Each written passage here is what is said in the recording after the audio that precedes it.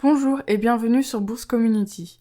Aujourd'hui, nous allons découvrir un nouvel indicateur, la MACD. En anglais, c'est Moving Average Convergence and Divergence. Et en français, Convergence et divergence de moyenne mobile. La MACD a été inventée par Gérard Appel dans les années 70. C'est un indicateur qui nous permet d'observer les changements de tendance. Cet indicateur est non borné. L'indicateur de la MACD est composé de la ligne MACD, souvent représentée en noir, et qui résulte de la différence entre une moyenne mobile exponentielle de 12 périodes, soit une moyenne de court terme, et une moyenne mobile exponentielle de 26 périodes, soit une moyenne mobile de long terme. De la ligne de signal, souvent représentée en rouge, qui est une moyenne mobile exponentielle de 9 périodes, et enfin, nous avons l'histogramme de la MACD, qui matérialise visuellement l'amplitude de l'écart entre la ligne MACD et la ligne de signal. Comment utiliser l'indicateur MACD ? On peut dans un premier temps visualiser les points où la ligne MACD et la ligne de signal se croisent.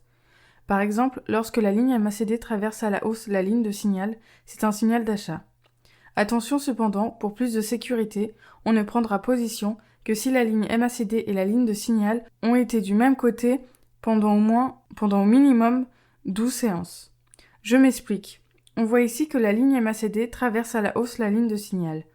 Pour s'assurer que c'est un bon signal d'achat, on va compter combien de séances la ligne MACD et la ligne de signal sont restées du même côté à la baisse avant le croisement.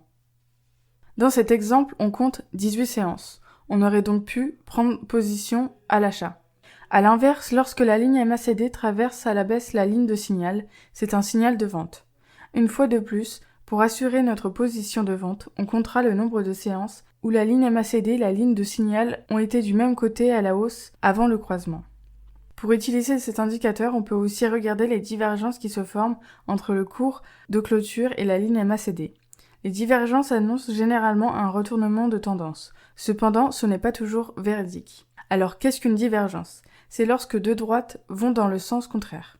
Ici, on voit que la droite reliant le point 1 et 2 du cours de clôture a une tendance haussière, alors qu'en dessous, la droite reliant le point 1 et 2 de la ligne de MACD a une tendance baissière.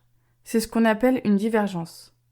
Vous avez dès à présent quelques notions sur un indicateur de plus, la MACD. À bientôt!